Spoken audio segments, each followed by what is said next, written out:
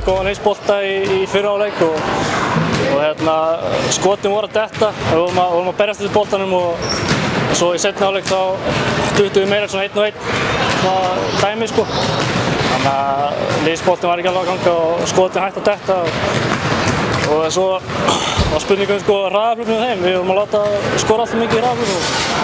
En við vorum bara að laga þetta næsta leik og sjá hvað gerist. Þið eru einhvern veginn að gefa stuð, þið ætlar að halda ykkur í deildinni, ennþá?